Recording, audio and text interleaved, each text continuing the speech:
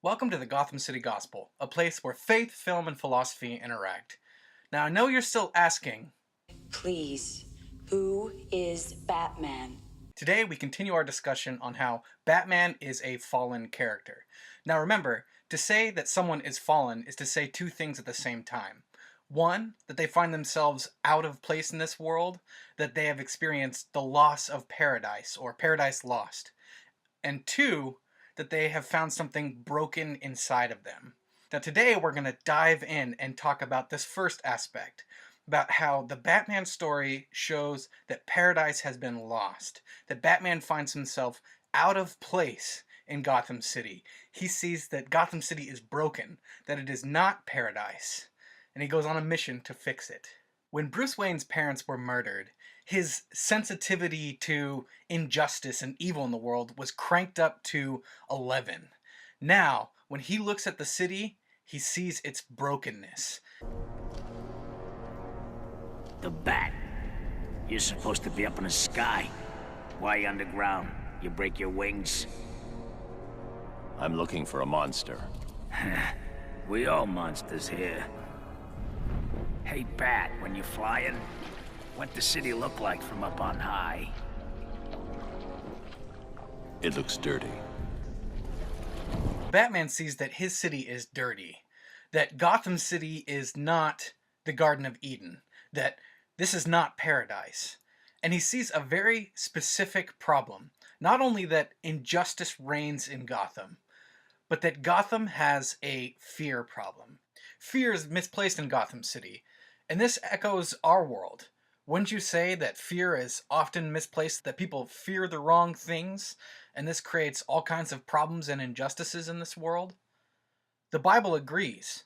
In Proverbs 1:7, it says, "The fear of the Lord is the beginning of knowledge, and fools despise wisdom and instruction." Proverbs 9:10 says, "The fear of the Lord is the beginning of wisdom." Before the Batman arrived in Gotham City, it appears as if it was wisdom to fear criminals or fear corrupt politicians and police officers. So fear in Gotham City is misplaced. Not only are there criminals everywhere and they're causing the innocent to fear, but the police who are supposed to be stopping them are either too afraid of going up against the mob or even the monsters that emerge in Gotham City, or they're a part of the problem. They're committing crimes themselves. But Bruce Wayne comes to change all that. He decides to place fear in the right place, in the hearts of those who do evil. This is illustrated perfectly in one of my favorite Batman scenes in any movie. In Batman Begins, there's this corrupt detective, Detective Flash, who's been pulled straight from the comic books. A detective who, when he's introducing James Gordon to Gotham City, says, "Cops got it made in Gotham City." This guy doesn't care. He works for the mob, and he uses the power of the state and the badge and the gun to get what he wants and to serve himself.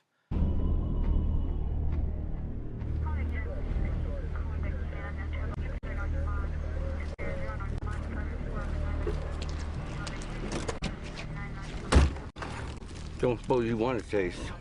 Just keep offering, thinking maybe someday you'll get wise. There's nothing wise in what you do, Flash. Well, Jimbo, you don't take the taste. Makes us guys nervous. I'm no rat. In a town this big, who's that a rat to anyway? Corrupt Detective Flash has used power and fear to get what he wants from people. That's going to change.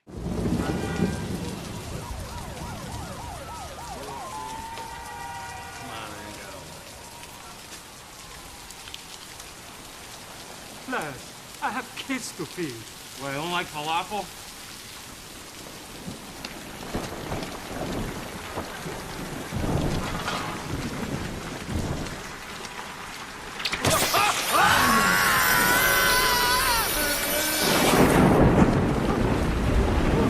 Where were the other drugs going?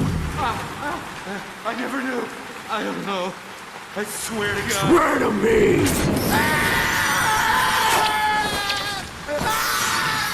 Flash is scared, hanging upside down, thinking, "I gotta find a way to get out of this situation."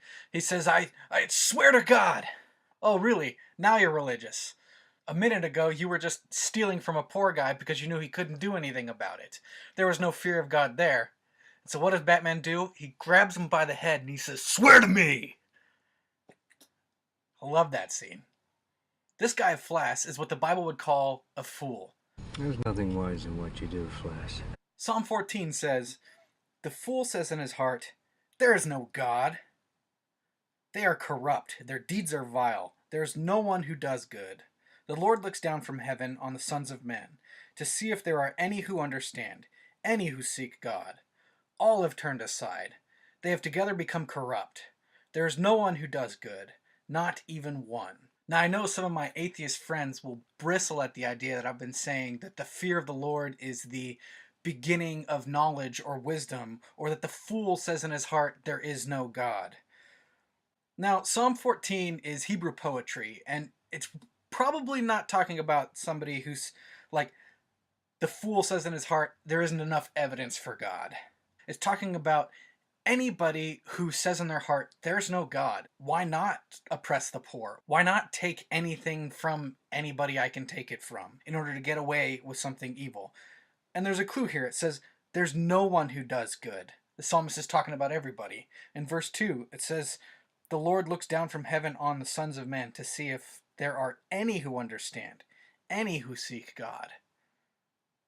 When Batman looks at Gotham City, he looks around, is there anybody who understands? Is there anybody who seeks righteousness? Is there anybody who seeks God? Is there anybody who has fear in the right place?